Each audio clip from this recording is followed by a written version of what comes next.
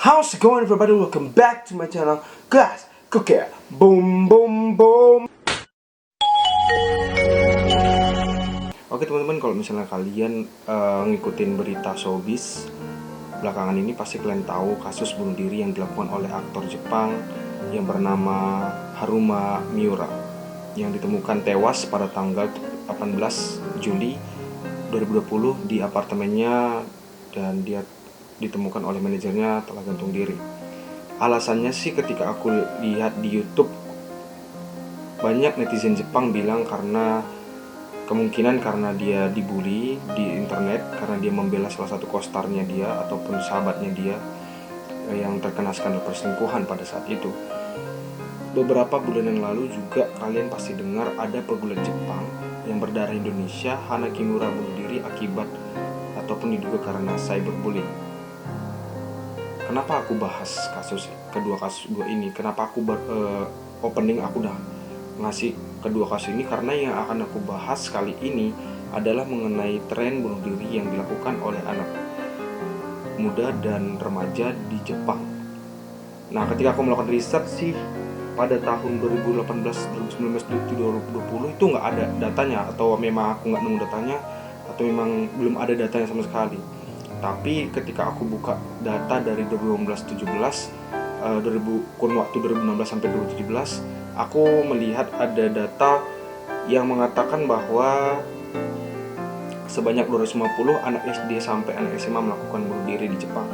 Nah, data itu dilampirkan ataupun dilaporkan oleh Kementerian Pendidikan Jepang itu sendiri, teman-teman. Nah, kita tahu kan, Jepang itu padahal kalau misalnya kita lihat adalah negara yang maju, cukup disiplin, dan negara yang cukup bagus ya kita bilangnya. Maksudnya semuanya perfect gitu, culture mereka, musik segala macam, pokoknya di sana kayak bagus semua gitu kan. Nah, tapi ketika aku melihat berita ini ataupun angka ini, ternyata ini adalah salah satu sisi gelap dari Jepang gitu, teman-teman. Dari ke-250 anak tersebut, mereka memiliki alasan-alasan yang berbeda. Menurut dari NHK, alasan bunuh dirinya itu sangatlah beragam ya, teman-teman. Jadi 140 kasus ditemukan bahwa alasan bunuh dirinya itu benar-benar tidak diketahui sama sekali. Benar-benar kayak nggak ada alasan sama sekali, atau memang nggak ditemukan alasan sama sekali. Nah, 31 karena alasan keluarga. Jadi yang 33 itu karena bullying, sama 33 satunya karena mereka khawatir dengan masa depan mereka ketika mereka lulus dari sekolah gitu, teman-teman. Nah, jadi 140-nya itu mungkin gabungan antara keempat tadi, atau mungkin karena masalah asam marah atau segala macam, atau hal-hal yang lainnya yang tidak diketahui gitu ya, teman-teman. Dari angkanya ini dijabarkan bahwa dari anak SD itu sebanyak 6 orang yang melakukan bunuh diri. Dan kalau bisa kita katakan ya, angkanya itu tahun 2016 sampai 2017 ini paling tinggi dari tahun-tahun sebelumnya. Sebenarnya ada yang lebih tinggi lagi sih dari yaitu di tahun 1986. Dia mencapai angka 268 kasus. Nah, sedangkan habis itu kayak turun, namun kayak melonjak lagi di tahun 2016 sampai 2017, teman-teman. Nah, kasus bunuh diri sebenarnya kalau secara umum, secara general, dari tahun 2003 itu tinggi banget ya, sampai 34.000 kasus gitu ya. Sedangkan di tahun 2017 itu sebenarnya udah menurun sih di angka 21.000. Ya, maksudnya penurunan angkanya cukup signifikan ya. Tapi untuk kasus anak itu, untuk anak yang melakukan bunuh diri, bahkan di tahun ini yang paling tinggi gitu, teman-teman. Adanya bunuh diri terhadap anak-anak ataupun kasus bunuh diri yang dilakukan oleh anak ataupun remaja sebenarnya bukanlah hal yang baru ya di Jepang gitu. Namun kayak permasalahan di sana itu bukan di bunuh dirinya sebenarnya gitu, tapi masalah depresi, gangguan mental itu tidak banyak dibicarakan gitu, teman-teman. Jadi kan sebelum memutuskan untuk bunuh diri kan, anak-anak tersebut pasti mengalami namanya gangguan mental ataupun depresi gitu.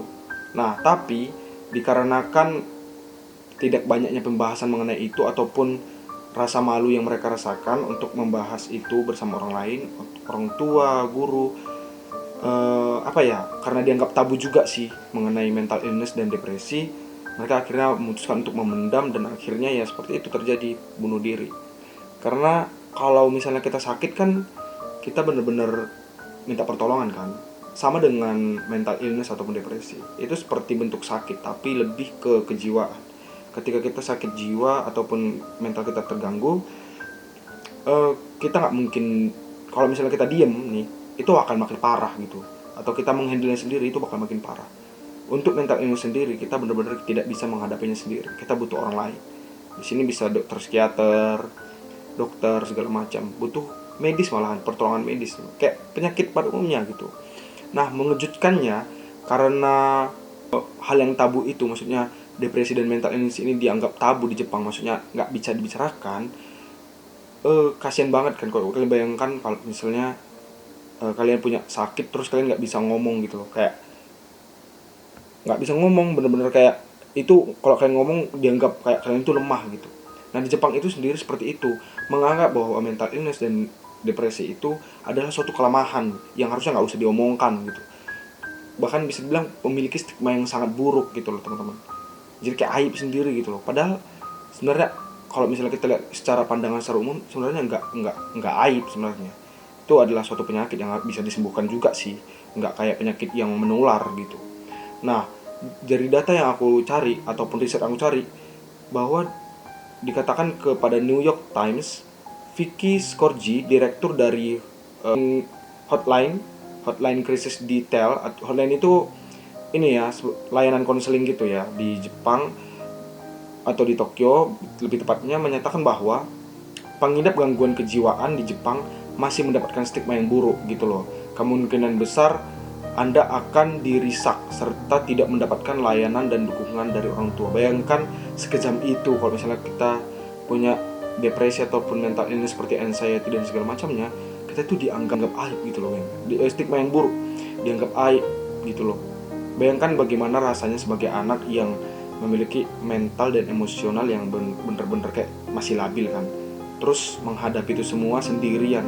Ya aku sih nggak terkejut dengan angka segitu, akhirnya banyak yang bunuh diri karena ya mereka punya sakit, maksudku mereka udah sakit mental, terus mereka depresi, terus mereka nggak tahu harus gimana kan. Mau ngomong ke orang tuanya bakal ya itu nggak didukung sama sekali untuk mendapatkan layanan kesehatan. Terus kalau dia omongkan sama teman-temannya bakal dibully. Bayangkan udah dibully lagi tuh, double kan. Jadi bener-bener sungguh sangat kasihan ya menurutku. Mental illness ataupun depresi juga mereka nggak pilih untuk mendapatkan itu, mendapatkan penyakit itu, nggak pilih untuk mengalami atau menderita penyakit itu gitu teman-teman. Siapapun nggak mau kena penyakit mental, siapapun nggak mau kena depresi, tapi ya bagaimana keadaan yang membuat mereka seperti itu. Jadi nggak adil banget kan ketika orang tuanya tahu tuh anak kena depresi, tiba-tiba lu nggak usah ikut layanan sosial itulah gitu, layanan kesehatan untuk itulah. Ya nggak heran aja kan banyak membunuh diri pada saat itu gitu. Nah, di sini aku mau bicarakan adalah dari data-data tersebut adalah concernku terhadap kesadaran masyarakat ataupun pemikiran masyarakat terhadap depresi dan mental illness di Jepang gitu. Kenapa mereka masih berpikir berpikir seperti itu mengenai mental illness dan depresi? Stigma mereka sangat buruk teman-teman.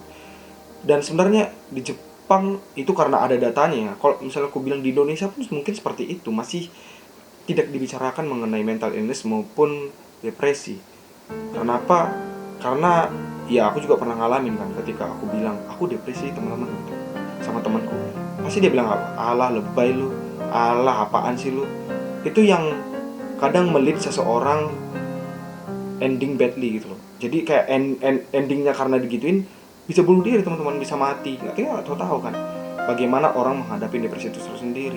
Mungkin mereka bener-bener ketika dia ngomong seperti itu mereka mencari pertolongan, namun digituin, ibaratnya respon yang diberikan tidak sesuai dengan harapan mereka. Makin down, akhirnya mereka tidak percaya siapapun, akhirnya mereka end gitu loh. Maksudnya mereka akhirnya menyerah gitu untuk mencari pertolongan dan memutuskan untuk jalan singkat. Seperti ya anak-anak remaja ini pasti halnya seperti itu. Karena ya data-datanya yang aku lihat seperti itu semua gitu loh. Belum lagi dibully. Kalau misalnya aku nonton dari Nobita from Japan, kalau misalnya kalian tahu, itu adalah salah satu YouTube channel. Dia juga baru-baru ini merilis videonya dia, itu sama teman-teman datanya. Mereka itu takut untuk mengatakan bahwa mereka itu terkena depresi ataupun tergangguan mental. Mereka tuh stigmanya takut gitu dipandang sama masyarakat jelek gitu. Karena di Jepang itu mereka menganggap bahwa orang-orang Jepang itu kuat, disiplin, kuat, nggak akan kena mental illness ataupun depresi. Tapi faktanya tidak demikian. Kalau misalnya kalian mau nonton videonya, silahkan, aku kasih link di bawah. Dan aku lihat dari hasil wawancaranya dia, bahkan guru aja pun nggak menolong gitu loh. Karena apa? Ada alasannya teman-teman. Bukan karena guru nggak peduli, tapi karena guru dipekerjakan, kayak guru itu kerjanya udah banyak kan, tapi underpaid gitu loh, tidak sesuai dengan bayarannya gitu. Nah kayak guru itu jadi males kan ngadepin kayak gitu. Udah mumet mengenai pelajaran ke pekerjaan, terus harus menghadapin anak-anak yang bermasalah kan, yang mengakibatkan anak-anak sekolah sendiri pun, murid-murid sekolah pun, kalau misalnya terjadi pembulian ataupun masalah, mereka tidak akan mengandalkan guru. Di wawancaranya ada beberapa remaja bilang kayak gitu, nggak akan, bahkan hampir semua bilang nggak akan ngomong ke guru. Nah bahkan dari videonya si Nobita from Japan itu, dia waktu mau nelpon hotline yang aku tadi katakan itu, hotline itu, waktu ditanyain sama hotline-nya, ya kenapa gitu, mereka langsung tutup karena ada rasa malu gitu. Kayak ini hal yang memalukan seperti itu. Sebenarnya stigma tersebut adalah stigma yang salah teman-teman. Karena ketika kalian punya depresi ataupun mental illness, kalian punya atau teman-teman kalian punya, benar-benar harus cepatnya ditolong teman-teman. Itu bukan hal yang sepele. Bahkan depresi itu sudah membunuh banyak orang. Kalau misalnya kita cari data di dunia, itu banyak banget membunuh orang. Banyak yang bunuh diri kok di dunia gitu loh. Jangan pikir kayak permasalahan bunuh diri karena seseorang itu lemah. Alah, lemah apaan sih? Lemah banget sih lu gitu. Nggak bisa seperti itu. Nggak bisa kita bayangkan seperti itu. Karena cara kita hidup itu benar-benar berbeda. Cara kita menjalani hidup itu beda-beda. Dan kesusahan orang-orang pun berbeda-beda teman-teman. Mungkin kesusahanku dengan kesusahan orang lain, mungkin aku anggap kesusahanku itu lebih berat daripada kesusahan lain.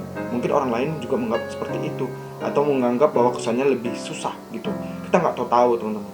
Makanya menurutku, ketika seseorang mempunyai mental illness ataupun depresi, harusnya benar-benar dicarikan psikiater ataupun dicarikan pertolongan secepatnya, pertolongan medis kalau bisa, karena benar-benar itu yang mereka butuhkan teman-teman. Nah, kali ini yang aku simpulkan adalah betapa pentingnya komunikasi ya teman-teman dari kasus itu. Betapa pentingnya tidak menganggap depresi dan mental illness sebagai stigma yang sangat jelek atau stigma buruk ataupun sesuatu yang tabu untuk dibicarakan. Karena dampaknya sangat luar biasa teman-teman. Bayangkan 250 angka teman-teman. 6 diantaranya anak SD, 84 diantaranya anak SMP, dan 180 kasus kayaknya. Kalau nggak salah itu ada 160 kasus itu untuk anak SMA. Bayangkan itu gede banget teman-teman. Jadi ya semoga teman-teman mendapatkan informasi yang mencengangkan ini ya teman-teman. Aku nggak bilang semua orang bakal alamin gitu, tapi sebagian besar orang akan alamin ketika, kalau misalnya kalian cari survei ya, dari 10 orang kemungkinan ada 4 yang akan memutuskan kalau mereka pernah memikirkan bahwa mereka akan menghabisi nyawanya sendiri. Dari 10 ada 6 orang mungkin terkena depresi. Kita nggak tahu teman-teman. Jadi menurutku depresi, mental illness dan bunuh diri itu bukanlah hal yang sepele. Ada orang yang akhirnya bunuh diri dan ada yang bilang, lemah lu. Yang lemah itu kamu yang tidak pernah mengerti orang. Kenapa aku bilang gitu? Coba kamu di posisinya dia. Apakah kamu bisa bertahan? Belum tentu. Mungkin kamu lebih cepat memutuskan untuk menghabisi nyawamu sendiri. So, jangan pernah judge orang yang depresi ataupun sedang mengalami namanya mental illness ataupun memiliki pemikiran untuk bunuh diri. Cara untuk sedikit untuk mencegah mereka bunuh diri, yang waktu aku lakukan research adalah membicarakan itu dengan mereka. Misalnya mereka ada pemikiran untuk bunuh diri, ya nggak apa-apa dibicarakan. Kenapa kamu ingin bunuh diri segala macam? Kenapa kamu depresi? Sebenarnya sangat membantu teman-teman. Kenapa aku bilang gitu? Karena itu yang mereka butuhkan. Butuhnya curahan hati mereka gitu. Sebenarnya itu sedikit membantu. Karena bahasa kasih itu bisa dari perkataan loh teman-teman. Jadi kalau misalnya kalian punya teman ataupun kalian sendiri punya masalah depresi, mental illness, ataupun memiliki pemikiran untuk bunuh diri, jangan takut untuk cerita, speak up. Kalau memang kalian tidak menemukan orang-orang yang tepat, kalian bisa aja kok DM aku open, karena aku juga pernah di fase itu gitu teman-teman. Kalau video ini sangat membantu buat kalian, kasih thumbs up. Kalau video ini juga ngasih kalian wawasan ternyata bunuh diri itu nggak sesimpel itu, kasih thumbs up. Dan teman-teman, kalau kalian ingin membantu channelku, silahkan di subscribe. Dan kalau kalian ingin membagikan informasi ini kepada orang lain, ataupun kalian aware mengenai bunuh diri, depresi, mental illness, kalian share video ini ke teman-teman kalian, ke keluarga kalian, untuk menolong mereka. Oke? Nah, dan juga mungkin di next video aku akan membahas khusus mengenai depresi ya teman-teman. Bagaimana rasanya depresi, apa yang mengakibatkan depresi, datanya seperti apa, berapa orang yang di Indonesia terkena depresi. Aku akan bahas itu. Namun kali ini videoku itu tadi tentang tren bunuh diri yang dilakukan oleh anak remaja dan anak muda di Jepang. Oke, itu dulu untuk hari ini. Gelas koki out. Boom boom boom.